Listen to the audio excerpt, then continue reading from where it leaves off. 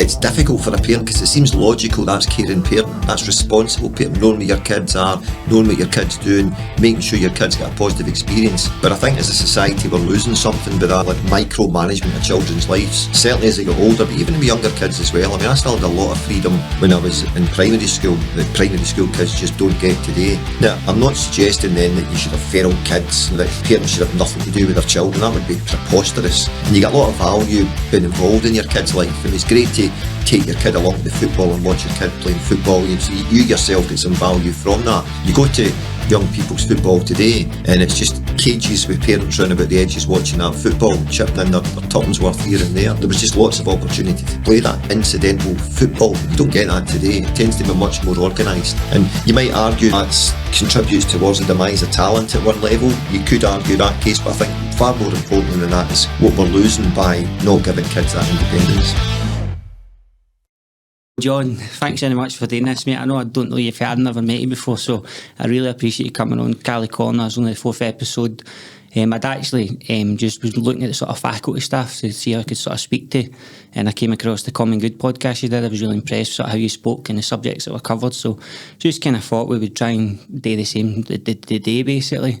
If you just want to introduce yourself and we'll kind of take it from there. Sure, thanks Paul. So, John Mckendrick, father of 3. Grew up in Ayrshire, now emigrated to Lanarkshire.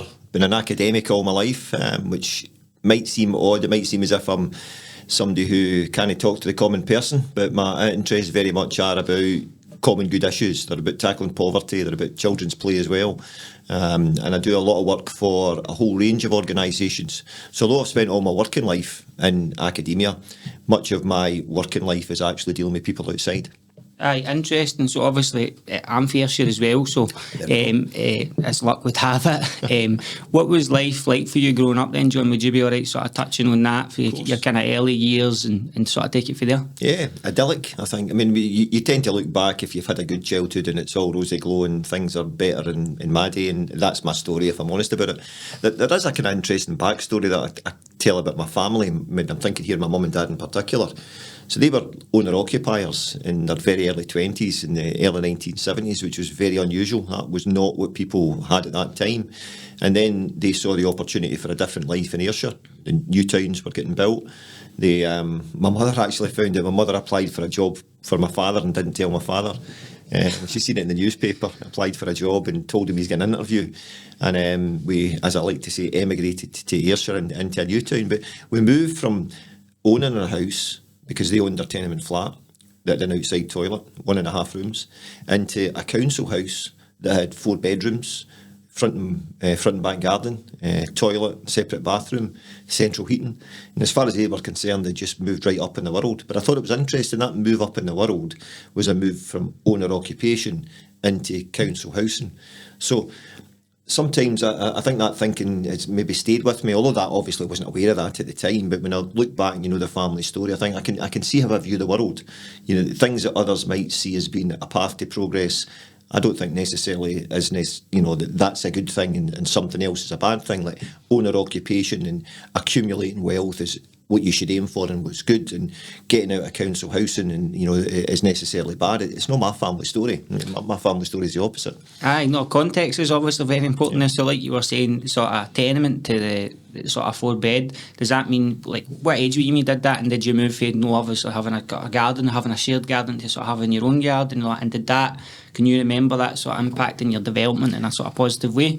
Can't remember the impact if I'm honest, but yes, it was a shared garden and then you moved to your own garden, but the garden wasn't important. What was important was the whole neighbourhood was your garden. I mean, all I can remember growing up was being outside, very rarely inside. You were hollered in by your dad to come in for dinner, dragged in for dinner, and you'd kids to play with, you'd spaces to play in. Always seemed to be sunny, but obviously it wasn't always sunny when you're looking back, and you had a lot of freedom. I mean, I think the other thing that when I look back in my childhood, very, very fortunate, I had parents that gave you a lot of space to become the person that you became. They trusted you, and they might have been worried, never ever showed it. You know, I planned several holidays with my mates when I'm in my mid-teens. One that took me up to Fort William for 10 days. I planned it as a 14-year-old, and my parents, never batted an eyelid. So I think, there were many things I think that I was really fortunate. And again, not just my parents. That idea of it takes a village to raise a child. A big feature for me in my growing up was the Boys Brigade, and so many of the values that I hold dear. Not necessarily what the organisation stands for, but the kind of people and what was important to them, and the values that were instilled in you. I was really, really fortunate to be in a fantastic company with people that gave an awful lot of their spare time up to enjoy me of a leisure life, as well as teaching me things about how life should be lived. So what was it? Like I never done the Boys Brigade, and so was that kind of going outside and learning sort of life skills and how to make fires, and then were they presumably teaching you about their sort of philosophy on life, maybe recommending books or how you should strive to sort of live your life and stuff like that? Well, it's a Christian organisation, and so its roots are militaristic, and none of these things are part of my life just now. I mean, I describe myself as being agnostic, not hostile, but not a believer in any strong sense of a particular religion. Militaristic is not something that is important at all to me. I understand the importance of fighting a war if need be against a hostile cause, but I mean what the kind of organisation was formed for isn't what was important about that organisation to me. It was the people. It was the people encouraging you to be the best that you can, rewarding success, understanding the importance of teamwork. And just particular things about the leisure interest that I came to develop. I loved that. I found hiking through the Boys Brigade, orienteering, navigation, mountain marathon, and these were things that became really important to me. That I happened to get the opportunity through the Boys Brigade. So I think sometimes it's interesting we can overstate what an organisation stands for at a very abstract level, but it was with the people that were involved in that organisation, how they went about their business, the kind of everyday values that they encourage you to adopt, that was important. Aye, and even when you're talking about the volunteering and all that, do you think that's helped you to connect certain pathways in the brain to sort of make you a wee bit more smarter, more analytical, just with the skills that you learn there? They're transferable, maybe? Now you're worrying me, Paul, because I'm the world's worst orienteer. And my mates will tell you as well, if I'm away with my mates on holiday, I'm guaranteed to get them lost. So I just love it, to be honest. But yeah, it should do that. It should allow you to make these connections. But no way me, I'm terrible at it. I just enjoy it.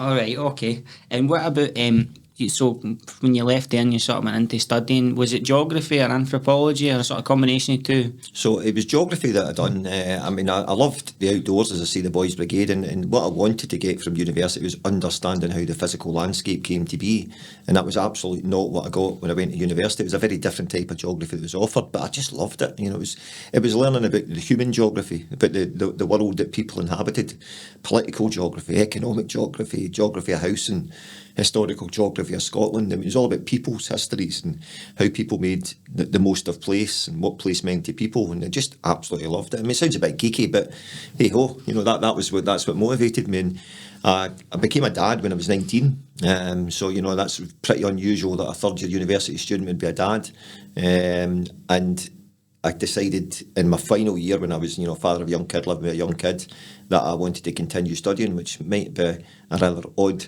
decision to take when you've got a young kid in the household, that you're going to spend another 3 years in poverty, indulging in learning as it was. But, it's worked out okay for me.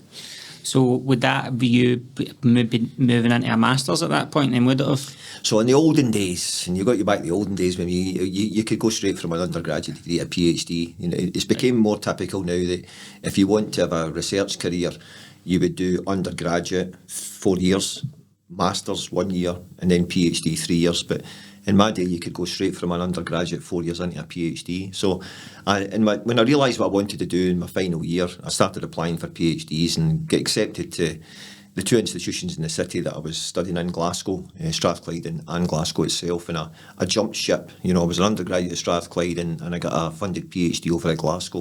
And that was me for the next 3 years. Right, and can we break down what a PhD is, just for, I was saying before, I don't want this to be for intellects one, because I'm not intellectual myself, but if we could just break it down for people so they can understand it. A PhD is a joy, let me say that. It is full of peaks and troughs, but in a nutshell, it's a big research project that you undertake There's lots of hoops to jump through. You're really, it's an apprenticeship for an academic, an apprenticeship for a researcher is the best way to describe it. Most people that do a PhD don't go on to become academics. They take those skills into industry, into local government or private sector. For me, the pathway was to become an academic, but it's basically a big research project that drives you, that motivates you. It's a bit theoretical, it can be applied. You've got to learn how to undertake research properly. MD can undertake research, but to do it properly is a different matter altogether. So it's very much like an apprenticeship, I think, for a researcher.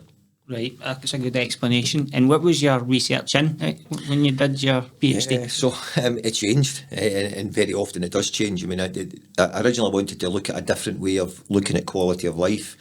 I did end up looking at quality of life, but I focused on a particular group. So I ended up doing the quality, and this is the title of the thesis. Can Google it, get it for free, download it for free for the University of Glasgow. The quality of life of a deprived population group, lone parents in Strathclyde region. So I looked at lone parent families in particular, and in a nutshell, I was asking them, what's important to you? Finding out what was important to them. And it was a quantitative study, largely. Some interviews, but largely quantitative based on a survey. What's important to you? And then indicators that suggested whether they were getting what was important to them. So, for example, if the rated family has been really important, a couple of indicators about their family life to see what the quality of family life was. And I kind of aggregated this data in a very, very simple way, to be honest, to work out the quality of life of lone parents. And the reason I picked lone parents, and maybe it gets back even to that idea of problematising the everyday and the taken for granted. So in the same way I would tell my own biography, my parents moving from owner occupation into council housing and that being a good thing, I was interested in challenging all the dominant narratives about lone parents. We're all about they were scroungers. This was a time and this was a message that the government were sending out. The folk were getting pregnant to get housing. That was a narrative. They were a burden in society.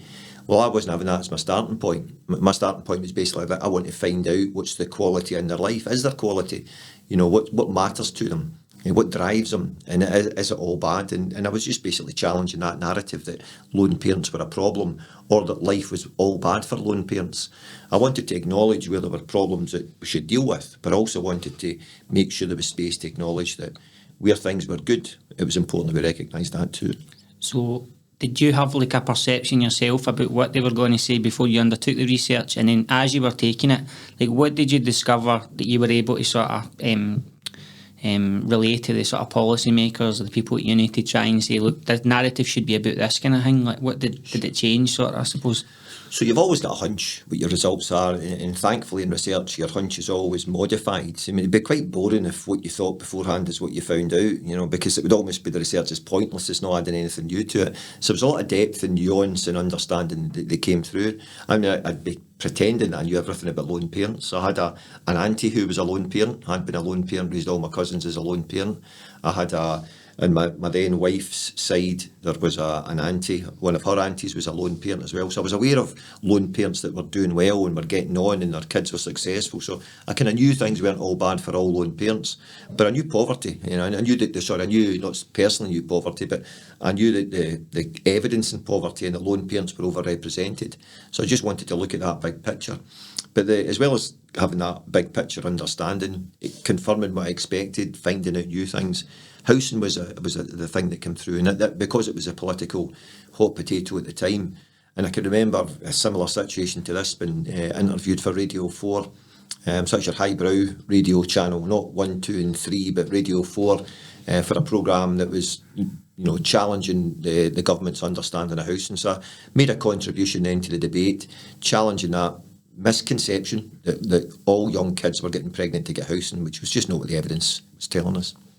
I know it's interesting you mention that because I describe myself as like a single parent. I'm separated from sort of my son's mother, but I do that quite deliberately, like with people I work with, as if it's like I feel like that perception sort of still out there, you know, about single parents, and it's a negative sort of. So I'm just kind of own it and be like, I'm a single parent. It's got a thing like a single dad, and just sort of see how sort of people react to it, I suppose. Because that was my experience as well. My sister was a sort of single parent for a long time, and she did have to struggle, unfortunately, a lot. And I just had sort of decided that, like, my son will need to be a sort of thing for him, and I'll sort of be there. So Yeah, I've been through. I mean, I'm remarried now, so there was a time where my kids were shared, if you like, between me and my ex-wife. So I know that families are dynamic. You know, that's the thing. Actually, there's a dynamism to life that we sometimes underestimate. For good reason, we try and simplify to understand, but sometimes we oversimplify and lose some of that complexity. And people it's not one life that people live from start to finish.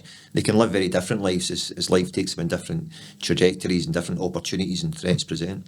Oh, absolutely. And just on that subject then, before we move on, do you think that the sort of media narrative or the government, the sort of real power players down south, probably, if you want to put it like that, has their perception changed on sort of single parent families and what they... Aye. Definitely better. I mean, sometimes we get wrapped up in the moment, in the problems of the moment. We don't sit back and reflect on how things have changed through time. And I think it's definitely the case that policymakers, those that provide services, are much more understanding of single parent life. They're much more appreciative of what it takes to succeed, much more concerned to accommodate and to support. But I wouldn't say that we're there totally. I mean, I think there's still a belief then that there's a problem with lone parenthood. I mean, if you were going to push me on it, I think two's better than one. And some might find that offensive, the point I'm saying. Life is easier if you've got two parents rather than one parent. I think it's harder being a lone parent. I think if you've got two parents who complement each other in some way, that surely is a good thing as well. You've got a greater range of contributions you can make to parenting. So I'm not here advocating lone parent as anything, but I think what you have to do is not take the opposite line, is see it as being the problem that has to be solved. So it's just been a bit more nuanced in the understanding there. So we're in a better place, but I think we still could do more to understand and support lone parents to enable them to live a decent life and enable their kids to achieve and become what they could be. Is there something specific maybe that you're thinking about in terms of one or two things that they could change policy-wise just to make that that journey and transition a bit easier for single parents then, I suppose? So, I mean, this is interesting. This always sounds like a cop-out, the social scientist cop-out. Things are so complicated, we need many things to change. But that's the reality, that there isn't a single silver bullet that if you introduce this change, suddenly things are going to be better. Even if you increase the amount of money, it's not necessarily going to solve all the problems. If you get people into employment, it's not necessarily going to solve all the problems. So I think many things have to change, and there's got to be a shift through time of all these interconnections that make life easier to live. Absolutely, childcare is something we do acknowledge that is more of an issue for lone parents to sustain a working life than it is for two parents. Now, I'm not saying it's not a challenge for two parents with young kids in particular, but for lone parents it is a particular challenge because, as I say, you're trying to manage that yourself. So, and there's an understanding that we need to do things differently with childcare, and there's a commitment by the government just now, both in the UK and certainly here in Scotland, to look at improving childcare entitlement and provision. We're not there yet, but that certainly would be a big thing that would make a big difference. Aye, so obviously you're meaning make it freer for younger ages, because I think they only start the free childcare at the age of 3 at the moment, I think it is. So, there is free childcare for younger than 3 for some age groups. I think extending that range is on the agenda. Mm-hmm. We're looking at that, but it's yes, free is really important, but it's actually getting the provision right is the most important thing. Getting it in the right place at the right time for when people need it. There's absolutely no use of in free childcare if that childcare is available at a time that doesn't suit you to accommodate your working life. So a lot of things have to be right. The cost has to be right. The location of the childcare has to be right. The quality of the experience is important as well. It's not a dumping ground for kids. It's got to be something that enriches the kids' life as well.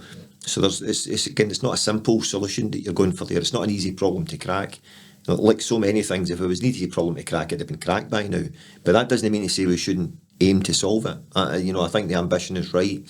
It's just not going to be an easy solution, an easy problem to solve. Aye, so we might have John's nursery popping up at one point in time, will we? No, I've not got the skills for that. I mean, it's great having young kids. It's great having grandkids. I've got grandkids, so it's great seeing them for a time. But I'm completely admirable of folk that can spend their working life dealing with young kids. I'm really fortunate. I'm dealing with young adults and older adults that are grappling with social challenges and social issues, and I love that. That's much more suited to my skill set. I, in no way, shape or form, think that it's an easy job dealing with young kids. eldest daughter is a primary school teacher, and she teaches the early years groups, and I know it's tough. It's a whole different skill set that John Mckendrick's got limitations in that skill. Oh, you need the patience of a saint to do that, definitely. Absolutely. So what about, can we transition then, how once you finish your PhD and then you get, I think this was your first role as a lecturer, was it, at Cali? Sort of how that came about? Actually. No, all right. So finished my PhD, 3 years. I haven't finished my PhD actually. Many don't finish it when your funding runs out. 3 years are up, my funding's up, I've got to find a job. And I had thrown myself into this geography community in the UK. So I just loved the subject. I threw myself, not just in my topic, but in all other areas of geography I get really involved in. Went to conferences all over the UK and such like. And I made connections through that. So my first job was actually a 2-year research job in Manchester. So I kind of hiked the family. We moved down to northwest of England, got ourselves a house, bought a house actually, off that first wage. And very quickly after that first research job, it transformed into a lecturing job. So I ended up spending 4 years in Manchester before coming back up to Cali. 2 years as a researcher on a project, and then shifting over to becoming a lecturer. Right, okay. And then when you came here as a lecturer, it was you were in the business school, or? Oh, we've been in everything here. So when I came here, it was the Faculty of Health. Then we shifted across to the School of Law and Social Sciences, and now we're located in the Glasgow School for Business and Society. Because social sciences, the group that I'm part of, can be many things. It can fit comfortably in all these different faculties because it's such a broadly based subject. So it doesn't matter where we're located, we're able to make a contribution. Aye, oh, that's good. And then was it all? It seems like when I've sort of been reading about you online, the big focus is sort of poverty. That seems to be the common theme that's sort of running throughout your life. Yeah. Would that be fair to say? Yeah, poverty and children's play, they're two very odd, bedfellows to bring together, but they're my two main interests, and the main one is absolutely poverty. And again, it's not something I think that I say that I experienced intensely personally myself. I can think of moments in time where my mum and dad maybe were a bit stressed for pounds and pence. I think there was one Christmas where my dad was out of work, I can remember. Smaller array of Christmas presents than usual. And myself as a student, well, absolutely, it was, you were really just counting the pennies. I would walk everywhere to save getting the bus. I wouldn't be buying Mars bars out of shop because I couldn't afford that. But I didn't feel poor. I had a sense of purpose. I knew where I was wanting to go. So personally, poverty wasn't a thing I think that impacted me greatly. I'm also quite a driven individual. So even if times were really tough financially, I had this sense of purpose of what I was doing that, I could endure it if you like. But in terms of my research interests, poverty is something that's really important. Maybe instilled by my father, a trade unionist, a great sense of tackling injustice, a dislike for those whose politics were all about greed and wealth. So I think part of it comes from there, and it certainly motivated me. I always had that kind of desire for a better world and a more just world, and so it was probably a natural topic to be researching. Aye, no, that's interesting as well. And what's the sort of metric, like how are we gauging like poverty in Scotland, especially amongst children? So there's a technical definition here, and I don't want to send you to sleep, Paul, by talking through how we do it, but there's a simple definition as well. And the simple definition is about not having enough. Now that sounds dead simple, not having enough, but when we begin to measure not having enough, the way that we do it for a shorthand is we look at household income.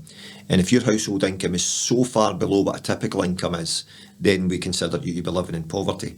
So if I use the example, if the typical income, and it's not, but if the typical income was £100 a family, if you had a household income that was £59 or less, so you're way below the typical income, below 60%, we'd consider you to be living in poverty. And the reason that that's the way in which poverty is measured is because we understand poverty to be an inability to have what is commonplace, the basic acceptable life at a particular place at a particular point in time. It's not a hard science, but it typically is the way that across Europe we tend to measure poverty. Aye, so it's no purely scientific. There's a bit of art behind it. It seems as well, like a calculation, and it'll vary on if it's like a one-person family, a two-person family, if it's a single person, all that sort of stuff. I know you're getting technical, and you're right, Paul. You know, it's a sensible approach. So, if let's take an extreme, if you are a one-person household, the amount of income you need to live the same standard of life as a household with 2 parents and 5 kids is totally different, and the metric allows for that. So the threshold below which you would fall to be classified as living in poverty would be different according to the family composition. So there is a robust science that sits beneath this. But as I say, it's not a hard and fast factual matter. It's not like the temperature at which water boils. But commonly researchers accept that this is a very robust estimate of poverty as using that metric. Aye, no, that's fair dues. And what is it roughly then? So, because I'd done some slight reading last night on this, so is it 28 grand is the sort of average income in the UK, and are you taking this for sort of department and work and pension sort of figures, or is it for the tax mob, HMRC, and just kind of roughly what would it be? So, you know, when you give the figures, people think, oh, that's no poverty, that's a really big number, but you actually think what you have to buy to exist in the UK, the amount you have to pay for rent or mortgage, the amount you have to pay for heating, the amount you have to pay for food. When I give you a figure, the figure you've given, it's not far off it. You know, we take that figure, it sounds like an incredible amount of money, and you think, oh, you'd be living like a king to have that amount of money. Or occasionally you'll get the... I'll be honest, your Daily Mails or your more hardened right-wing press will pick up a big number of somebody who's getting X amount of pounds in benefit and make it out to be a disgrace. But when you think about what's required to live and get by, it's not a big figure at all. You know, it's an existence rather than living in luxury. So I think the key point to get across is that poverty is measured by people who've got an income that's so far below a typical income, not the richest income, so far below a typical income that we just know they are doing without compared to what others have. I know what you're saying there, and I appreciate you probably not want to give a figure, but the figures are published, Paul. You know, they're there, and they do vary according to those different groups. So, you know, your 2-parent household with 1 kid will be a different figure compared to your 2-parent with 2 kids, compared to your single man, etc. like that. So no, the figures are there, but I think the key point is, let's not get too hung up in the figures, because people begin to misinterpret the figure and think, oh, that's not poverty, that's much higher. Well, I'm sorry, it is. Aye, and I think what I was speculating about is what maybe some people be offended because they think, well, we as a household, we'll just call it, make below that, but we go a holiday and we all eat home cooked dinners and whatever it is. So there's obviously again nuances within that there, but I appreciate you obviously have to calculate a sort of metric to provide the numbers so that we can try and obviously track this somehow. Yeah, I mean, I'd say to myself, there are times in life where, you know, if somebody else was describing me, they would describe me as living in poverty, but I wouldn't have felt living in poverty. Or I might have acknowledged that I was living in poverty, but not feel as if that was a problem for me at that point in time. So, yeah, absolutely right. And there's a dignity issue as well. Nobody wants to feel bad about themselves. Everybody wants, if at all possible, to feel good about themselves as well. But I think those that are responsible for social policy, those that are responsible for resources, should acknowledge that, you know, there's justice to be sought, and just because somebody thinks they're getting on okay doesn't necessarily mean that actually they've got enough and it's okay, because they're maybe doing without paying for a car because they can't afford a car. That's okay because they don't feel as if they need a car. I think it's a good society is one in which there's a just distribution of income, and we're absolutely not there. So I think even if there's many people in poverty that don't acknowledge they're living in poverty, I still think it's worth a challenge that's worth addressing. No, 100%. Totally agree with you there. So you mentioned the sort of subject of play as well earlier. Maybe we'll sort of go into that, because I had never heard of this before until my own sort of son started school, and then there's this concept of sort of play to learn, and I was like, what the fuck is this? So is this something that you were sort of involved with rolling out? Were you instrumental in that, or could you just talk about your interest in sort of play? So, not at all involved in rolling it out, but I cannot get the value of playing. Play can be different things, you know. It can be instrumental play for learning, as you're describing there, and there is a kind of movement, right? The best way to describe it, that wants the early years of a child's life to be more play-based in terms of what they do, learning the incidental value of play, or indeed the by design value of play to encourage and support learning. So there's that side of play that's got a formal value. But I'm also interested in that play for play's sake. I think sometimes we fill up our diaries and fill up our timetables to the nth degree. We don't allow ourselves time and space just to do nothing, you know. And doing nothing was a really, despite the fact that I can think of lots of things I've done as a childhood, I can look back and remember that doing nothing has been really important as well. That sitting time to just think, you know, that sitting time to listen to music and not feel the need to learn your maths or learn your biology. And that's with older kids as well. And the same point is much more prevalent with younger kids as well. So I think that value of, which we find difficult as adults because we like to control, you know, I think that's really, really important. And I think it's good for the life of communities as well. I mean, we talked earlier about me growing up. And I'll look back and reflect back in that neighbourhood, and it was idyllic. You get kids out playing all the time, and it adds a certain life and a dynamism and a good vibe about a place when a place is a lived place. People aren't living their lives in their little boxes, or there aren't the opportunities for people to mingle.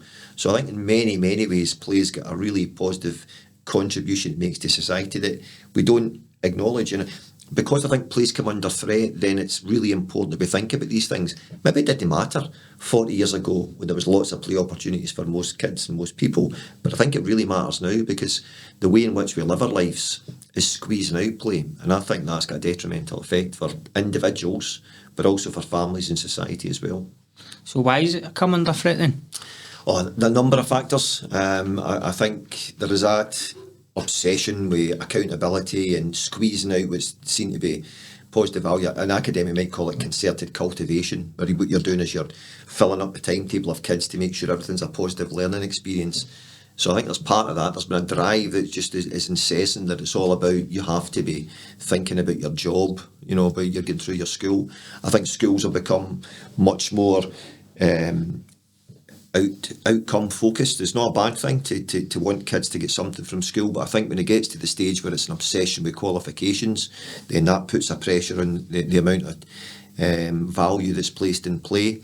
I think the built environment's changed as well. There are many more cars now than there were previously. You know, that might seem a trite point, but it's a really important point because streets are more dangerous for play than they were beforehand.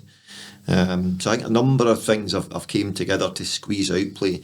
There was, when I started doing research, in fact that first research project that took me to Manchester was looking at parents' fears for their children and children's use of space. And at that time there was a concern about stranger danger. Now that's a very much an overstated concern, the threat to children from strangers, but it was a real perceived threat at that time.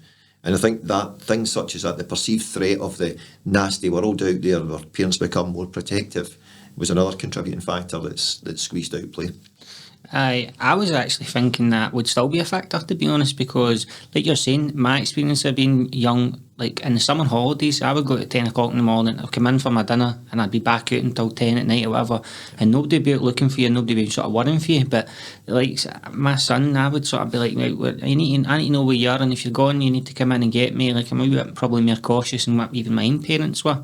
And I think a lot of people are like that these days, would be my perception on it. I think you're right, and who suffers through that? You suffer through that as well. You do, think about it, you know, it puts a burden on you, and it's difficult for a parent because it seems logical that's caring parenting, that's responsible parenting, knowing what your kids are, knowing what your kids doing, making sure your kids get a positive experience. But I think as a society we're losing something by that, you know, like micromanagement of children's lives. Certainly as they get older, but even with younger kids as well. I mean, I still had a lot of freedom when I was in primary school that primary school kids just don't get today. Now, I'm not suggesting then that you should have feral kids and, you know, that parents should have nothing to do with their children. That would be preposterous. And you get a lot of value being involved in your kid's life. And it's great to take your kid along to the football and watch your kid playing football. You yourself get some value from that. But it wasn't like that in yesteryear. You know, my dad happened to take football teams, so he was involved. He liked football and be there, but very few parents went to watch their kids playing football when I was growing up. You know, that was somebody else would take responsibility for your kid and take them away. You go to young people's football today, and it's just, you know, cages with parents round about the edges watching that football, chipping in their tuppence worth here and there, and very little incidental playing of that sport as well. You know, again, when I grew up, and it sounds a bit halcyon when you look back, just boys in particular, girls didn't tend to play a lot of football in those days. Rose rightly accepted, perhaps, and many others that weren't valued for the football that they played. But, you know, there was just lots of opportunity to play that incidental football. You don't get that today. It tends to be much more organised. And you might argue that that's contributes towards the demise of talent at one level. You could argue that case, but I think far more importantly than that is what we're losing by not giving kids that independence.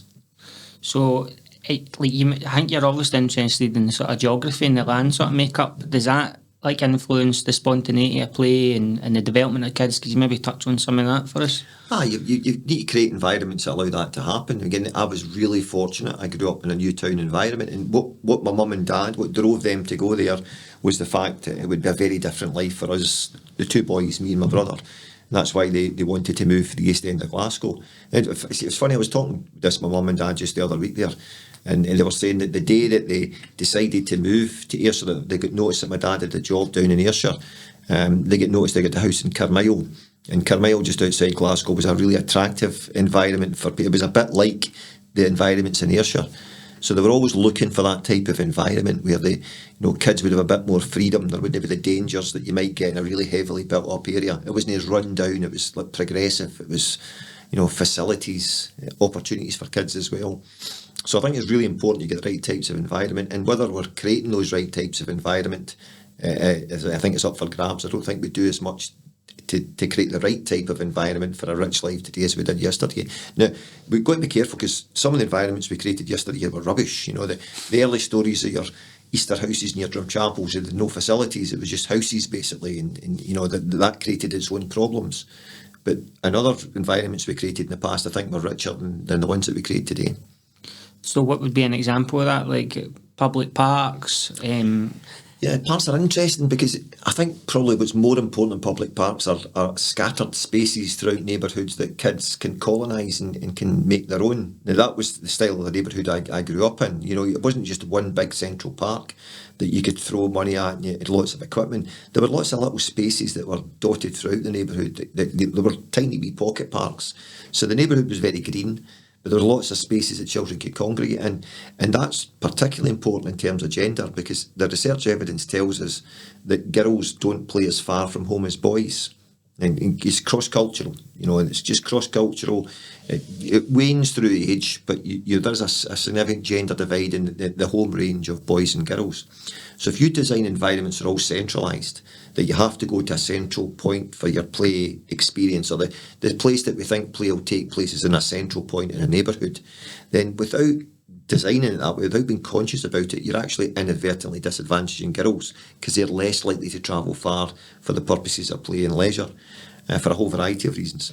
Aye. So, there's good gender equality reasons for changing neighbourhoods, how they're designed, and for having more opportunities for hanging out scattered throughout the neighbourhood rather than centralised in a single spot. Oh, that's very interesting, to be fair. Is there any areas that you can think of as an example where a town planner sort of took that advice on board and they've maybe built like a wee town or something with that in mind, and they've got these 4 wee sort of micro parks, whatever you want to call them, where you do get a lot of really good urban planners, architects, either making adaptations to neighbourhoods. Nothing dropping off the top of my head local. It's not a field of research that's my core bit of research, but I know that certainly in Holland, the concept of Woonerf, which is kind of lived streets concept, has been there for a long time, where they think about the street as actually being primarily a space for people to be in rather than vehicles to move through. There is a kind of movement in the UK called Playing Out, which is all about converting streets into temporary play spaces. So they basically block off traffic for a short time and the street becomes a play space rather than a space for cars. So there's some adaptations that are made that are time limited, but there are others that are looking to create very different types of environment that provide that opportunity for interaction. And it's not just children, it's also older citizens as well. That if you're creating a presence in space, it doesn't just mean that children are the only ones that are getting about. Adults are more likely to be out and about too. Like as in the elderly are worried about the car sort of situation as well, is it? Or is it something else you're thinking about there? Cars primarily are the threat. I'm a big fan of reducing the speed that we move through residential neighbourhoods. We know in Wales that they're moving to 20 miles per hour. And I did drive at 20 miles per hour to demonstrate what it felt like to my daughter the other week as I'm driving through the town. It's torture. I'll be honest, it's absolute torture. But at the same token, It's a mindset shift. The evidence tells you that you will get fewer accidents, for one, but also the accidents that do happen are less severe when you drop that speed from 30 to 20. So while it would be an inconvenience while you're adjusting to drive at that speed, the benefits in terms of, people feeling safer, the benefits in terms of more active travel being something that we're more comfortable with for bikes, for example, because cars are moving less frequently, as well as the fewer incidents, serious incidents in terms of road accidents taking place. The benefits far outweigh any disbenefits that come from it. But there are powerful lobbies, and those that argue it's a nanny state, they're telling you what to do, I should be able to drive at 30, I'm a good driver, it's not a danger. The hard evidence tells you we would have much to gain if we could change the culture and change the mindset that when you hit a residential area, the speed goes right down. A residential area is about people, it's not about cars. Motorways, dual carriageways, that's for cars. When cars enter a residential road, it should be a different reprioritisation.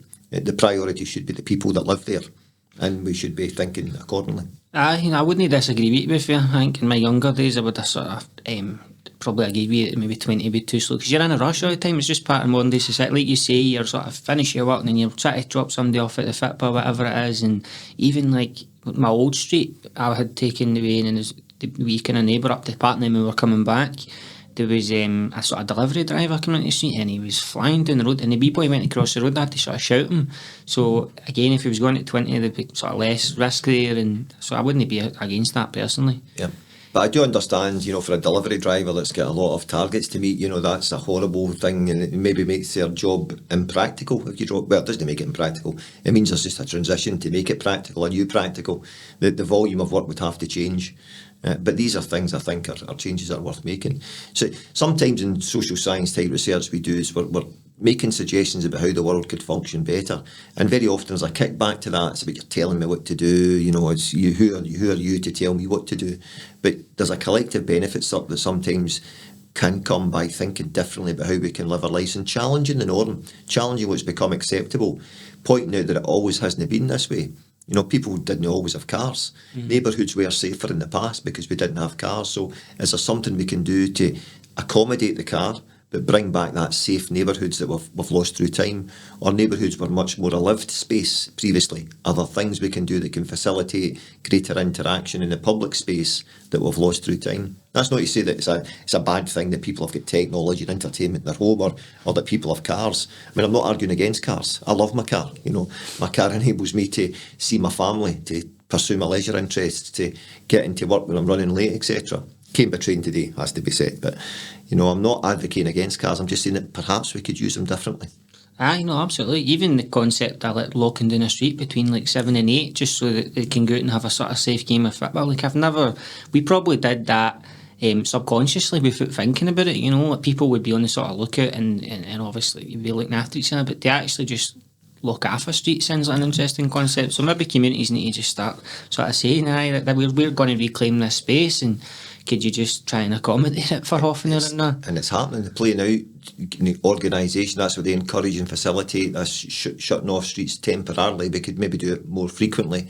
There are some cities in South America that have car-free days. That sounds a world apart from what we were prepared to accept, but they have car-free days where the city belongs to the foot passenger and the cyclist and not the driver. And it's possible. It does work in other places. It could work here as well. I have to tell you a wee story about car-free spaces. This doesn't cast me in a good light either.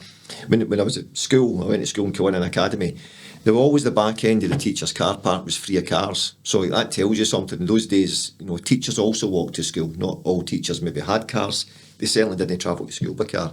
And the back end of that big car park was a space that we played football in. And there was one day a teacher had the audacity to park in the space that we played football in. So all the cars on one end of the car park and this other car sitting there in our space. And it was like telepathic. We just looked at each other and we decided to push this car. Now, obviously the handbrake was either dodgy or wasn't on, but we were pushing the car, all these kids, first and second year at school. And one of my strongest memories of Kilwinning Academy, because the rectors still had the kind of flowing big black cloaks that they used to wear, was a stream of teachers running up towards us because the staff room overlooked the staff car park, and just basically giving us what to for moving this car. It does seem a bit ridiculous, but That was a good example of claiming space. There's something to be said for that. It's a bit more direct action. I'm not sure we can get away with endorsing it for the current pupils, but a good story all the same anyway, John. So we'll flip back again, I think, because I think you're on the commission, I forget what it's called, right, but it's to reduce sort of poverty in Scotland, poverty and inequality by the year 2030, is that right? Can you talk to us a bit about that? So I do a lot of work supporting different groups that are working towards this aim that we've got. It's it's your aim, it's my aim, it's collectively we've legislated to eradicate or significantly reduce, is a better way to describe it, poverty by 2030. Big ask, given all the trends that counter against it. But that requires action from national government, from local government, and also everybody else as well, private sector, third sector organisations. It requires everybody to do something different. So a lot of the work that I'm involved in is working with those that are responsible for providing public services to think about how we can do things more effectively, what might affect change, or bringing together people that are grappling with the same problems to talk things through and find their own solutions. So I'm really fortunate to be able to have a space in that area where I can talk to those that are involved in national government making decisions, those that are involved in local government. So yeah, it's a big part of my work that involved in that. So is there anything that you've implemented or you're trying to implement at the moment, like free school meals or that sort of stuff? Is that part of that, or is there anything else? The free school meals is an interesting one. We did a project, a bit of research a couple of years ago where we asked secondary school kids, because there isn't free school meals for everybody in secondary schools, it's for those that have a certain level of income, certainly passported benefits. And we surveyed 17,000 kids across Scotland for their thoughts on school meals, good, bad or indifferent. So certainly that's a space that I'm involved in, is finding out what kids think about school meals, be it to have them free or just even the way in which they're delivered and the quality of meals at the current time. What would make them take a school meal? And there's lots of things that have to change, I think, before you bring in free school meals, if you're going to have school meals working, because a lot of kids just now don't want that meal. In secondary school, you might want to be out of school for a certain period, and the way in which the school day operates probably mitigates against that. If you want a bit of time with your mates, or you want to nip up the town to get away from the school for a shorter period of time, and you've only got 40 minutes, you're not going to be able to do that bit outside school and have a school meal at the same time if the dinner queue's horrendous and you're spending 10 minutes in a dinner queue. So there's lots of things that have to change. And what might surprise the elder citizens amongst us is the school estate has changed quite dramatically through time, but the school estate's less able to cope with kids wanting school dinners. So for reasons that might seem unfathomable now, we've built schools that actually can't handle all schools wanting a school dinner. So there are many things that would have to change in order for that particular intervention to work better. But there's lots of things happening in schools to get rid of the incidental and hidden costs of school. And there's a whole cost of the school day programme that the Child Poverty Action Group in Scotland run that encourage schools to think about ways that they are asking money of parents for their kids to take part in this free education, cost of school trips, uniform days, dress down days, taking part in one-off events. There are lots of things happening in school that are hidden costs that put burdens on families. And it's just thinking differently about, what we ask, what we can do, how we operate. So while I'm not directly involved in the work to advocate for free school meals, there's lots of other things we get involved in, and we're on the fringes of the research base, at least, that informs those debates. Aye, that's interesting, because I remember being at secondary school and it was like trips to Alton Towers, and my mum and dad, we can afford to sort of send you there, and then you feel sort of you're missing out. That's a big day, all that sort of banter on the bus and people come back and talking about it and all that, but you don't sort of say that to folk. You're like, I can't go for X reasons, X, Y and Z. So I've always sort of thought it would be good if I don't know, they could make it opt-in, like there's a fund for that, if we want to go on a school trip, everybody can go, and if you want to contribute, here's the way that you can contribute, and this is the rough sort of cost kind of thing. I think that's really important with things such as that. I mean, you talked earlier on about parents or sort of people not thinking they're poor, or maybe not wanting to let others know that they're poor. And that's a really good example of, standing out because you don't have. And it's not just school trips. I mean, what's happened a lot in schools is the end of school year event has become something gargantuan. And it used to be a small scale thing, but now it's a big prom type event where you get dressed up, you might get the limousine hired and the big fancy dresses bought, and that's an incredible expense then that's in schools as well. So I think that's what the cost of the school day works about. It's about thinking through how schools operate and trying to make sure that everybody has a chance to benefit from everything in school. Now, it's not perfect. You still get some school trips that are trips abroad that, that will exclude others because they can't afford to pay.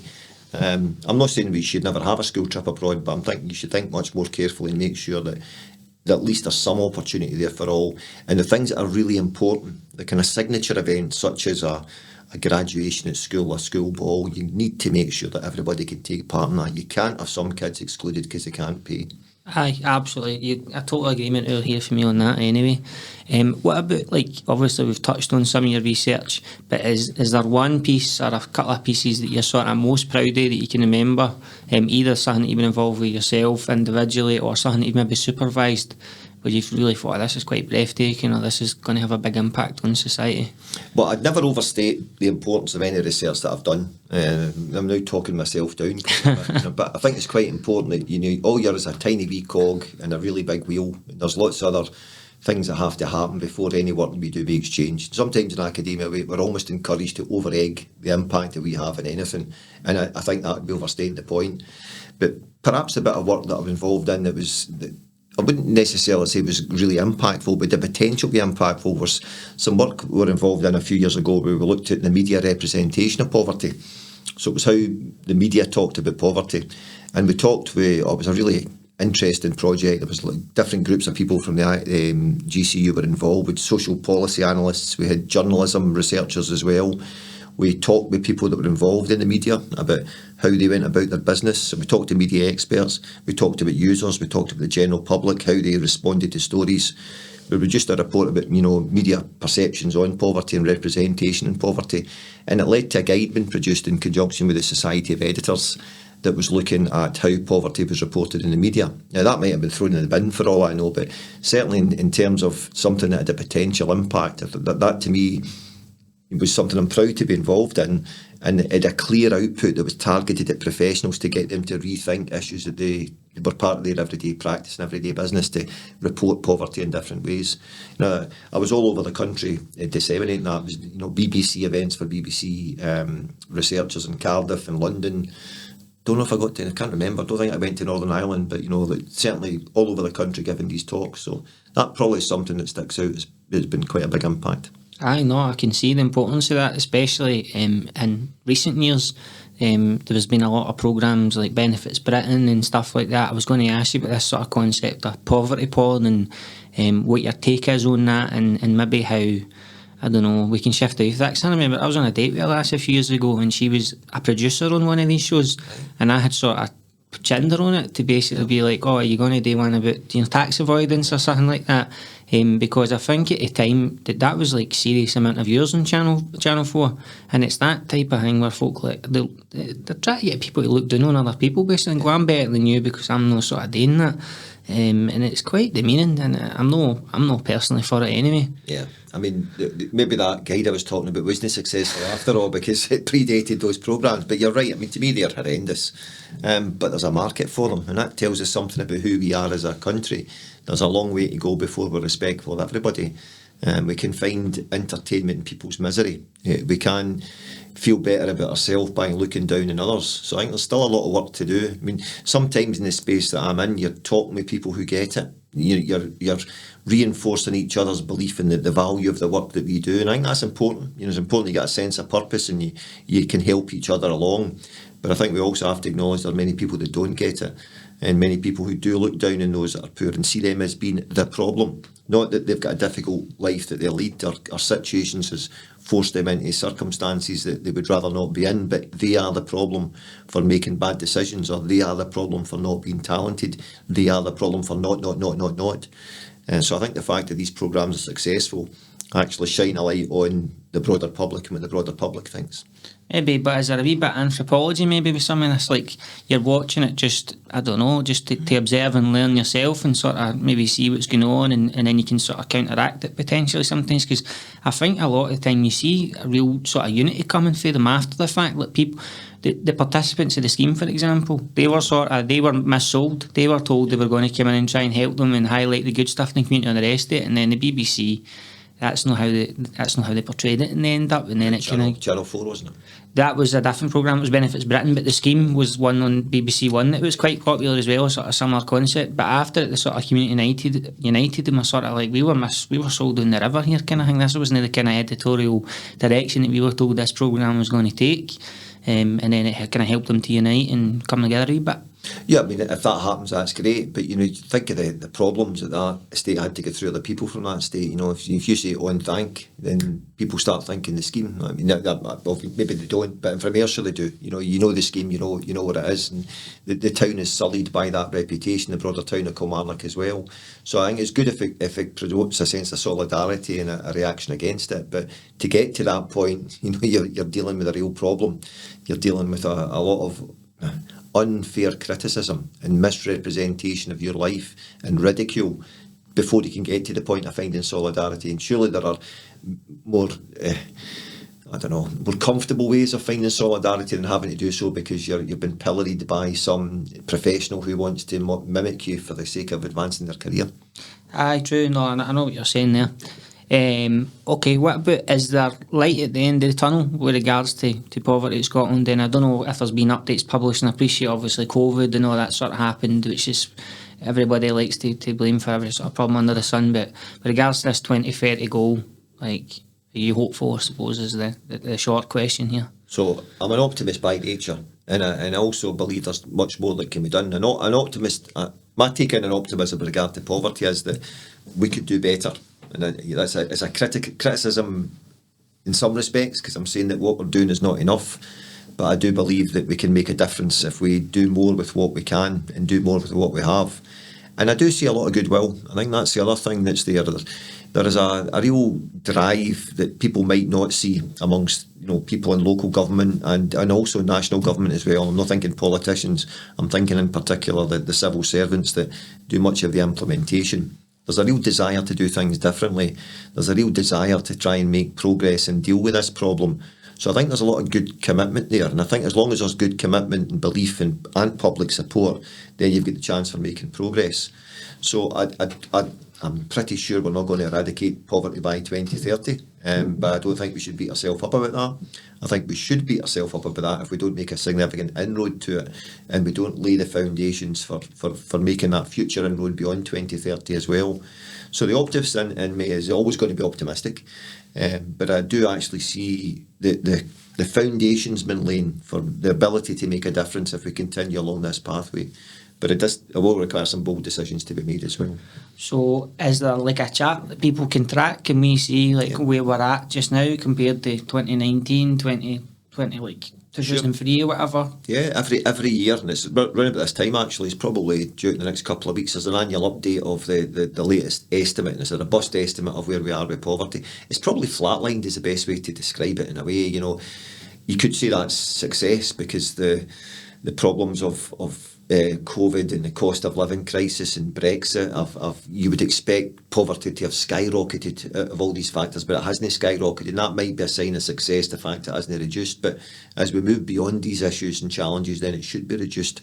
And the government produced some analysis, they published it last month, that estimated the impact of all the Scottish Government policies on poverty, and making the case that poverty would be much higher for children if it wasn't for the type of actions they'd taken. Now, I'm not being partly political here. I'm not here to sing the praises of the government. I always want the government to do more.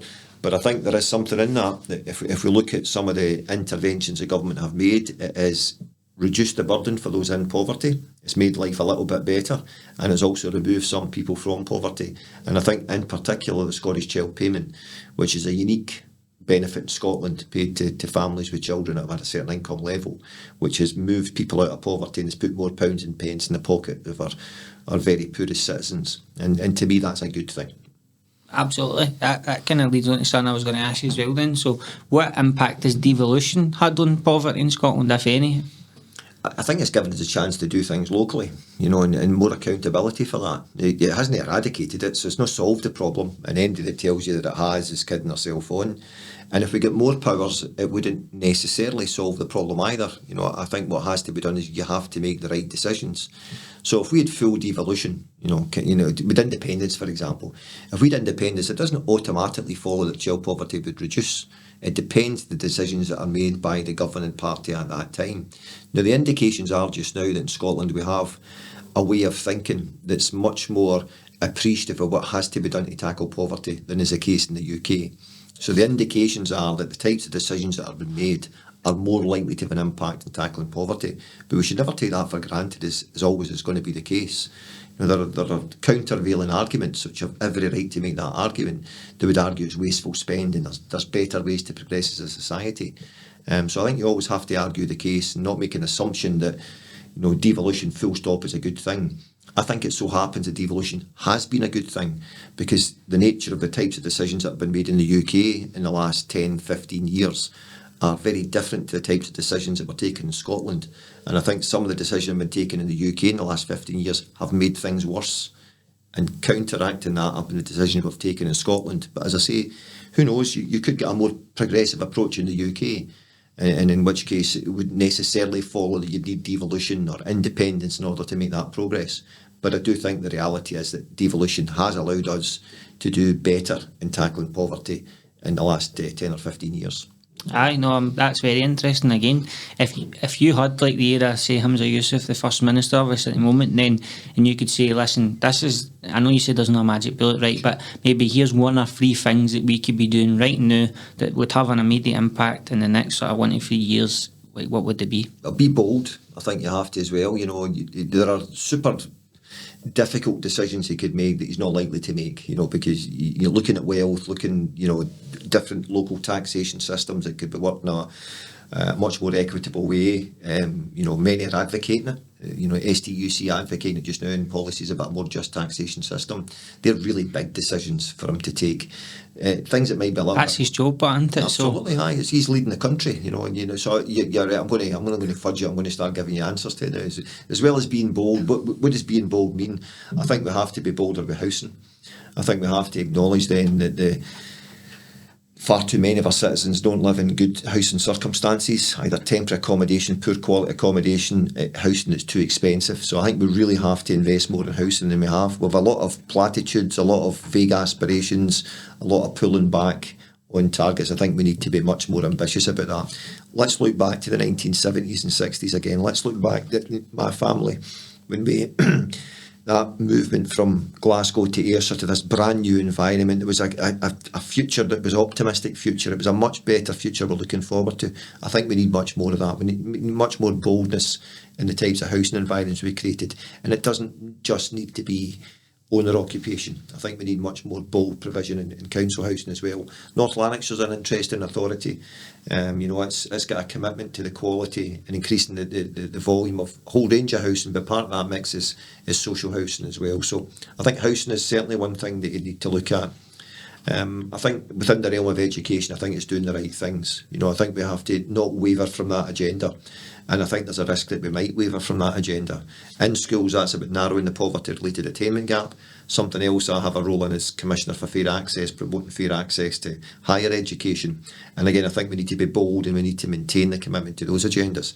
Now, it might seem a little bit negative or lacking ambition to say that you should maintain the course in that, but I think there is a risk that because progress doesn't seem to be being made, that we shift off that. We think it's less important, and I think it's really important that we keep focused on that, because that's about future. You know, that's about what life will be in the future for school pupils and for adults, both young and old, that are using higher and further education as a vehicle to get on. So I think investment in housing, I think the importance of education, keep focused on it and even be more ambitious than we have been just now to ensure that education better serves more of our citizens going forward.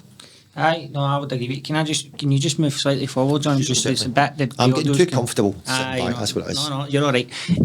I'll cut that bit out. Obviously, this is just a bit logistical. So on the house building specifically, I'm interested in this, right, because my mum and dad, they're the same actually. They moved from a boat house in Pennycook.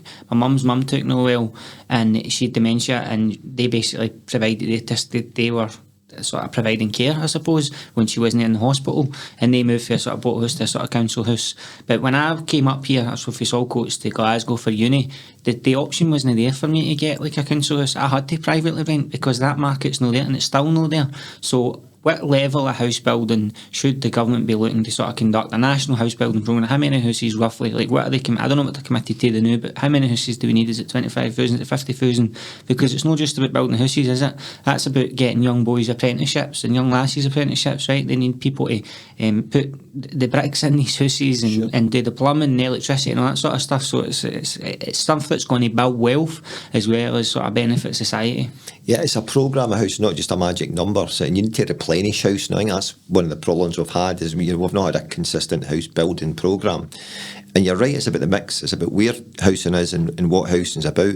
It's a wonderful advert that if you do the Google and YouTube, you can come across adverts for East Kilbride for the early 1970s, which was basically saying, get yourself a job in East Kilbride and we'll give you a house. It was a whole package. Now you go back a couple of centuries, that's how the world functioned. If you worked for the laird, you would get a house as part of your, as part of your job. You'd be accommodated on site. I'm not saying that's the way the world should function, but it's interesting. We have different ways of looking at housing than we currently do. We tend to look at housing as being an asset, a wealth accumulation rather than being something that allows us to live a good life. And I think part of it's rethinking what housing is. Housing shouldn't just be about accumulation of personal wealth. It's about providing the means for you to have a good life, providing the means for you to access employment. We know the challenges in rural areas in particular, where there's a dearth of housing. There's also second homes that are, taking up the accommodations available and really squeezes people out of markets. And different places, the housing challenge is different. It's not high volume in rural areas, but we absolutely need critical housing, to provide the key workers and key services that aren't there just now. In urban areas, it's different. There are some areas where there's more depopulation. Inverclyde is one. There's more people moving out of Inverclyde than moving in. The challenges of housing in Inverclyde will be different to the challenges of Glasgow. Glasgow's housing challenge might be accommodating that annual flux of population that come into the city to study or perhaps come in as young professionals to stay in the city for a few years. That's a different challenge again to what you might get in North Lanarkshire or East Renfrewshire. So there's locally, these decisions have to be made as well. The housing mix and requirements are different in different parts of Scotland, but collectively we're not building enough and we're not accommodating or we're wasting a lot of money in putting sticking plasters on the solutions for families that are unable to access social housing at the current time. You mentioned a key word there though, national housing, I think you said. So like what authority what a local authority got to sort of say we're going to build 10,000 houses? Like, do they have the money to sort of do that, or do they need to rely on a sort of national Scottish level fund that says we are going to build 50,000 houses, whatever the number is, or replenish, as you say, all the houses that were bought to let and stuff like that? So they would need to relax the rules, the fiscal rules that allow them to borrow money if they're going to build their own housing. You'd have to allow local authorities to make these kind of decisions, and there are more limitations on them, an inability to do that just now. So that's one thing they'd have to change. You'd have to allow, but not so much entrepreneurial, but you'd allow for greater social investment and decisions to be made. There need to be checks and balances. You wouldn't want to run the risk of things going, perilously wrong. But there's also, entrepreneurs and the private sector have also got to be incentivised to build the right types of houses in the right types of places. The private sector, understandably, will build where there is profit. Now, if there is profit in building houses at 300 grand that aren't necessarily needed, that are just giving people, that's what they're going to do. You need to incentivise the right types of housing that the country needs and enable the private sector to make more of that contribution. Talking about private sector and entrepreneurs, Willie Hawkey came to the university and gave a masterclass a couple of years ago looking at trying to do something very different with housing. Willie Hawkey's from Glasgow, connections with the south side of Glasgow, and this idea about delivering housing in a completely different way. So rather than all the separate costs you have associated with your housing, you have your rent, you have your heating, you have your council tax, bundling it all together and also providing some of these services more collectively locally to drive down the cost. Now that plan hasn't been realised, but the thinking is there. So there is a space of people that want to do things differently, and I think we've got to try to find a way to bring more people into the mix to find these solutions. It's interesting you mentioned Willie Hawkey, because I'm actually hoping to get him on at some point. I dropped him an email somewhere, but it's obviously been lost in the spam folder or something. So, but things like that, I don't know how well publicised that will be. Obviously he's come to the university and talking about that, but let's try to get that information into the sort of public domain. I think it would be sort of useful because my perception of how things are going, having the benefit of living in different parts of Scotland, is that people want more houses, they want more doctor surgeries. Then that's what the sort of the working person is after, basically, and they want access to that, in short. So it's not a big ask, you know, somewhere to live, a doctor to look after you when you're ill. These are not big asks, but these are things that have become difficult. They're things that we're finding more difficult to provide for. I mean, I know, again, there's particular rural challenges, of course, and I think that it was in the BBC or one of the news channels earlier in the week that were talking about the sum of money that was being paid to encourage a doctor to move to Benbecula, because no doctor wants to go there and they've got real problems. They're offering a really high wage to just encourage somebody to go across. So sometimes it takes pounds and pence to incentivise people to plug a gap. Not always, though. Now, sometimes there are a mix of different offers that are required there. But yeah, I mean, I think, in fairness to Willie Hockey, I think the problem with COVID and the cost of materials has created a problem. I think there are also issues to do with heating systems that he's less than happy with. And he's publicly mentioned that maybe he's, I don't know, but I think he's not necessarily descaled, but maybe frozen or paused back a little on that plan. But I think we've got to find ways for these innovative solutions to be tried and tested and see whether they can be scaled up or adopted and adapted. Absolutely, and I'm sure, like you're saying, that the councils in Perth and Inverness have got their own ideas, and if they could get access to borrowing that money, like you say, if the powers that be were prepared to be a wee bit bolder, then we might find solutions that aren't even sort of in the sort of public sphere of consciousness in as well. So it's about just that bravery sort of existing within the sort of the political class. Absolutely. Cool. I appreciate we've done a bit of an hour and 10, and I don't want to take up too much of your time, John, so we'll just maybe try and wrap it up. So, and a couple of other topics then, and maybe try to improve the situation. The concept of the sort of 4-day working week is something that's becoming quite topical and popular. What's your take on that, and is that something that could help to have a better work-life balance and improve the sort of situation in regards to poverty in Scotland potentially? So I'm not sure about poverty in Scotland, but it certainly is a different way of working, a different way of rethinking what a working week should be. Would it work for me? Absolutely not. My wife will tell you I'm a disaster when it comes to managing my working life. On paper, I work a 4-day week. I work a condensed week, Monday to Thursday, and I have Friday where I don't work.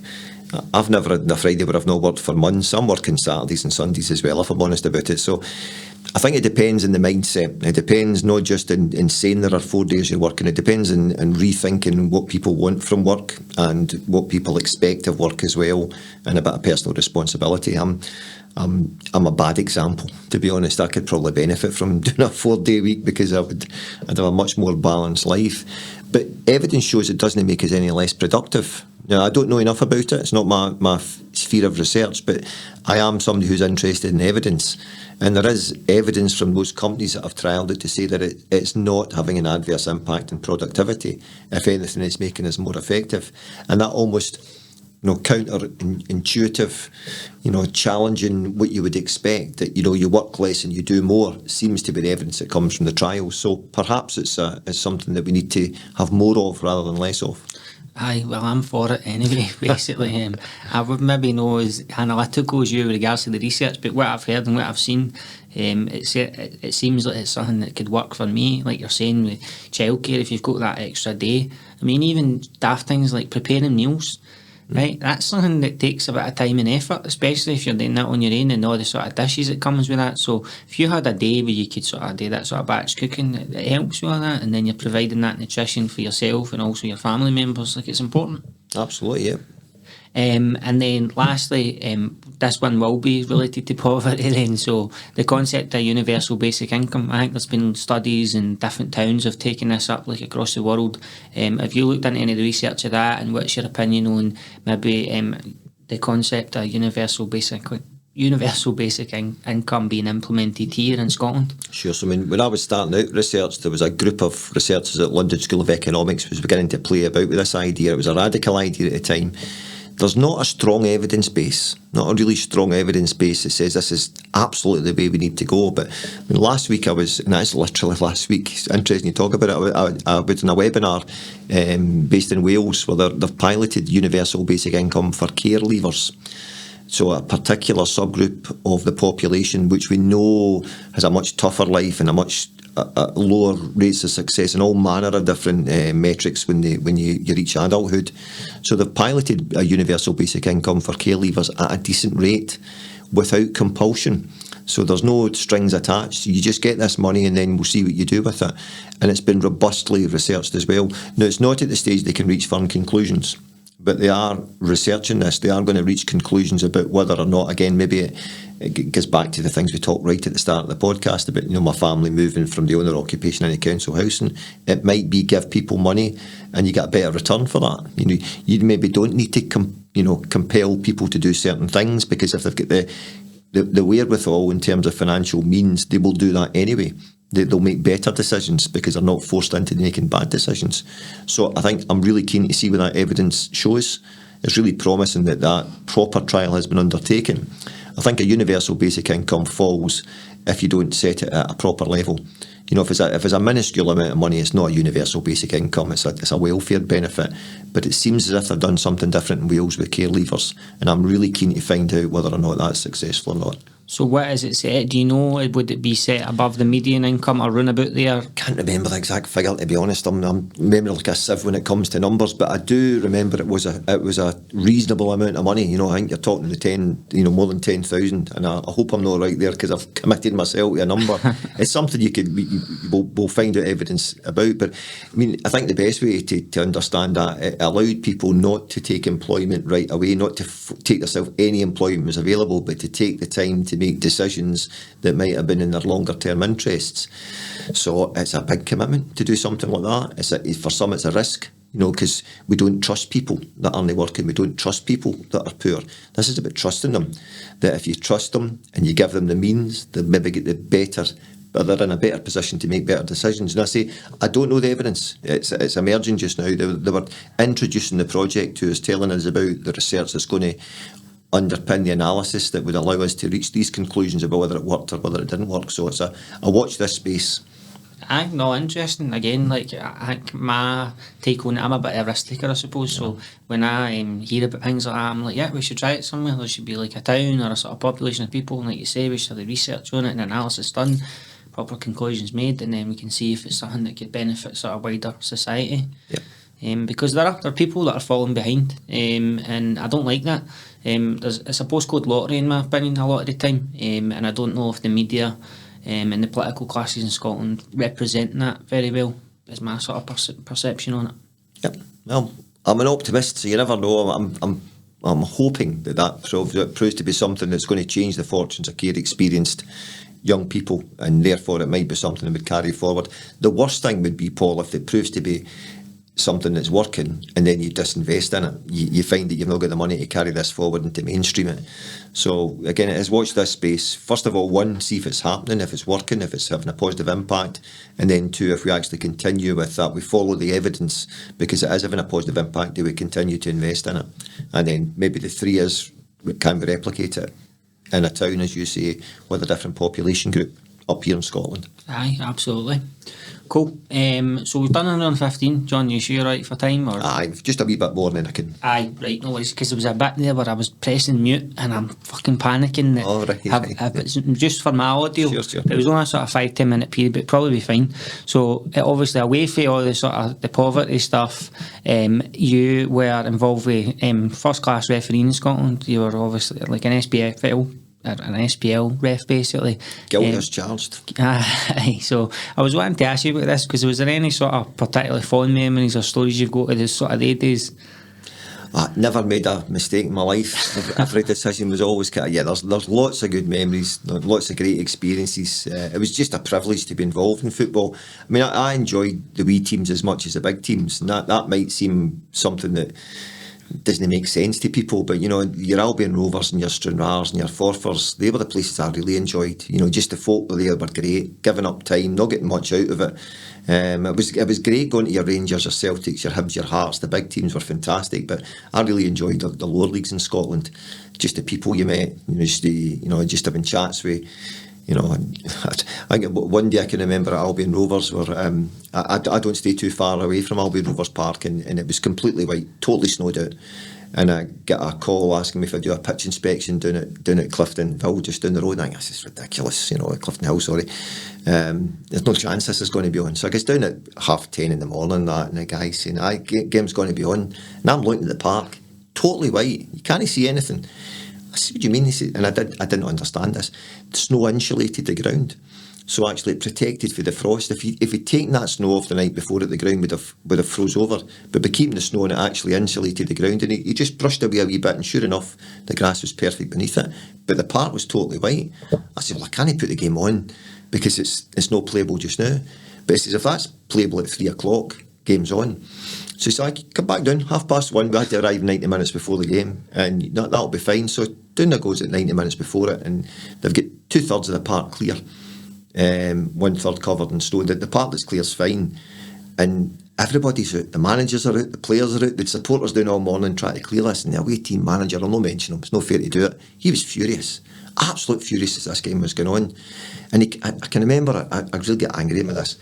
He complained because once they'd cleared the park, that the snow wasn't too far beyond the touchline. Now maybe the players had a yard or so to take a throw in, and he said the park wasn't playable because the players didn't have a long run into the throw in. And I was furious at that. I thought, you've had guys here for 9 o'clock in the morning, right through to 3 o'clock, giving up their time freely to clear a park, and then you get this balloon that coming, I'll be blunt about it, it was a balloon, coming along and saying the park's not playable because there's not enough snow off the park.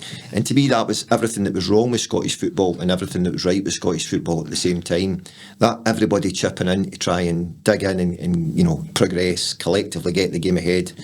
And then some idiot that's looking for some advantage just because it didn't suit him at the time. That's exactly what I was thinking. He's maybe got a couple of players that are injured or whatever. I'm sure that was the case. I'm 100% sure. Because there was I don't know what the game was, but it was I'm sure it was an SPL game, and it got called off kind of late in the day, and the manager was sort of making the point that maybe should the inspection be done earlier because the travelling fans had already sort of left. And I was sort of thinking, maybe there is something in that. Like, I don't know whether they should just say, look, if it's no playable at 7 o'clock, we're not going to ask fans to travel for 5 hours, that type of thing. Damned if you do, damned if you don't, to be honest, because if it's sod's law, if you put the game off at 9 o'clock because it's not playable, you're going to get a photograph in the media at 3 o'clock in the afternoon, splitting the trees, and the team are out warming up in the park. So I'm going to have to dig in for referees and support referees here. There was two other times actually with stories. It was a ridiculous one. I got a phone call on the Friday night to say, look, the game's definitely going to be off tomorrow. I have to put it off as a referee. The referee's got to put the park off. We're talking Strathclyde here. We're talking a 2.5 hour drive from where I live. Is there any chance you can come down in the morning, be here for 9 o'clock, a 2.5 hour drive I've got to get there, to put the game off because it will save East Fife travelling to journey. See, the park's totally flooded.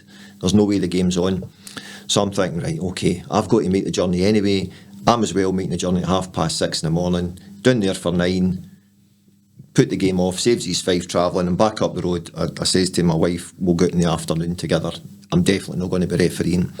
Up at 6:30 in the morning, down there for 9, the park's perfect. The groundsman says, I'm really sorry. It drained away overnight. I can't believe it was totally flooded yesterday. So I'm down at Strathclyde at 9 o'clock. It's a 3 o'clock kick-off in the afternoon. And I've told my wife I'm taking her out in the afternoon and there's no chance of me doing it. But much worse than that, I've got to phone my 2 assistant referees and tell them the game's on. One of which had his worst night out on the Friday night, and had decided, because I reassured him the game was definitely going to go off on the Saturday, to go to his worst night out on the Friday night, and he's not able to drive because he's over the limit, so the other one has to pick him up and take him down. I had to book myself in a hotel for 3 hours because I'm absolutely knackered. I've no way to go to Strathclyde at 9 o'clock in the morning, booked myself in a hotel and slept for 3 hours, and eventually did the game later in that afternoon. I thought you were going to say you didn't take your boots with you or something. I've did the most ridiculous one with that. My mate, again, Greg Aiken, is his first Premiership game. I'm a bit more experienced than Greg, but I'm his fourth official in his first Premiership game, and I've polished my boots up before the match, put them in the bag, stuck a pair of boots in. But what I've done is I put 2 left boots in, and because I've got 3 or 4 pairs of boots. I've only stuck 1 pair of boots in, but I put 2 left shoes in rather than right ones. And I know he's a wee bit nervous because it's his first game and I don't want to upset him. So I put on 2 left feet to go out as the fourth official, and my feet are absolutely killing me for 45 minutes. I'm also standing at a certain angle to try and hide the fact I've got two left feet on as I'm standing there. Turns out he had a spare pair of boots the same size as me that I put on at half time. So the two left feet is something that's I've got personal experience of. And did you make any better decisions after No, never made it. I mean, you're never going to please everybody, and sometimes you don't please anybody as well. I mean, referees get undue criticism. I think the thing is we became obsessed with seeking perfection in refereeing, and that's what's led to VAR. You know, many people don't like VAR. VAR is a good thing for getting rid of the absolute atrocities that take place from time to time. Horrendous decisions that either through referee error or just circumstance are made. That's what VAR's really good for. Unfortunately, I think what people get to the stage is they want every single minutiae to be scrutinised, and I think it's because we're so obsessed with decisions that's the result of being obsessed with decisions, is we've completely changed the nature of football. You look back to coverage when I was growing up in sports scene in Scots sport, nobody talked about refereeing decisions. There were still bad decisions were made, but nobody talked about them. We didn't get hung up about them. We didn't have phone-in programmes where people would spend the whole of the phone-in programme complaining about referees. Well, I'd say, suppose, get real. You know, football's what we're interested in, except you're going to get the odd mistake or two. Trust me, nobody's got it in for your team. You might think they have, but trust me, nobody has got it in for your team. They don't support a team and give decisions to it. It just isn't like that at all. Yeah, that's what I was going to ask you, actually, because I remember the record used to have like a hotline, right? So obviously a random could sort of phone up. I'm not mentioning his name, right, but he's a sort of family friend of mine. He's a big Rangers fan. I'm a big Celtic fan. And there's you'll know him or not, there's a sort of third official or a linesman was fair area, and he's made this call against Rangers one day where he's raided over the ref and says he's elbowed him, whatever, and he sent him off. So this guy had phoned up the paper to say, X and whatever his name was, and Celtic fan. It's amazing how he's seen that for 50 yards away, and he missed the one with Scott Brown last week kind of thing. And then I seen him at a family party, and I was like, phoning out the record this week kind of thing. So like, there's this movement now, it seems, within Scottish football where people are wanting people to declare their sort of allegiances. I'm guessing for what you were saying there, you're not for that, or you don't think it'll make a difference? Or? Pure and utter nonsense. I'm a bit absolute blunt. I know who you're talking about. The guy, he's one of my best mates. I go on holiday with him every year. I'm in WhatsApp chats with him every day. Who he supports is completely irrelevant to every decision he's made as a referee. Now, I'm never going to convince supporters that that's the case. I know this guy inside out. What you've got to remember is he's been scrutinised. He couldn't be a bent referee because he wouldn't last 2 minutes if he was a bent referee, because there's so many checks and balances in that system to prevent that happening. Now, we don't hang referees out to dry. They kind of do in England from time to time where they'd say he's been rested again. We don't do that in Scotland. You get the...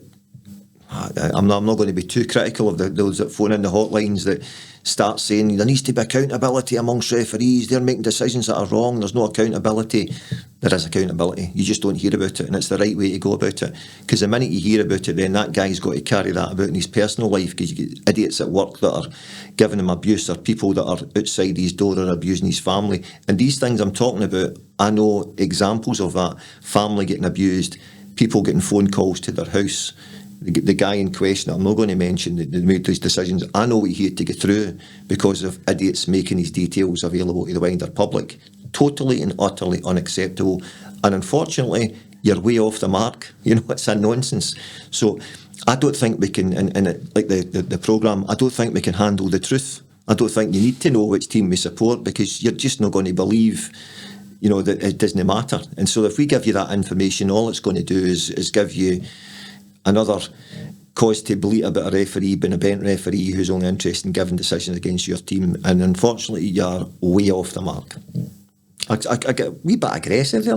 You were getting right passionate. The old referee alliance come out there. It is. I mean, I just know these guys. I mean, they've got a tough shift. They love what they do. They're not looking for people to feel sorry for them. What they're looking for is people not to abuse their families. They're looking for people not to question their integrity. They're looking for people to, you know, have a bit of balance. We make a mistake. We're not doing it deliberately. We're not doing it to get at your team. It happens from time to time. Aye, no, I don't know if you misinterpreted what I was trying to say there, because I was slagging the guy for sort of saying, I can't believe you fucking picked up the phone to sort of... Sorry, you know. Paul, I'm not having a go at you, mate. You can see there was a button pressed there. Once a referee, always a referee. And, you know, I think it's for the good. The thing that it's like so many things in life. It's for the good of Scottish football if we obsess less about referees. You know, if these folk in the phone in would start talking more about football, and the journalists are a lot to blame. You know, a lot of the times they kick open their programme by encouraging it, trying to pull it out a wee bit. You know, I don't think you can just blame the punter for phoning in and talking about it. I think sometimes the journalists are also encouraging that type of debate, and I don't think they should. I think we should celebrate the wonder that's football, the fantastic skill that's football, the great goal, the excitement about relegation and promotion. And yeah, if there's a particular decision that requires to be discussed, fair enough, but let's stop obsessing about it. Aye, I think we'll call it there, John, because I appreciate I've taken more time than originally intended here, but it was a great conversation and I was looking forward to meeting you, and I'm so thankful you came in and doing this, mate. Oh, it's been a pleasure, Paul. Thanks very much. Appreciate it, mate. Cheers, Thank you.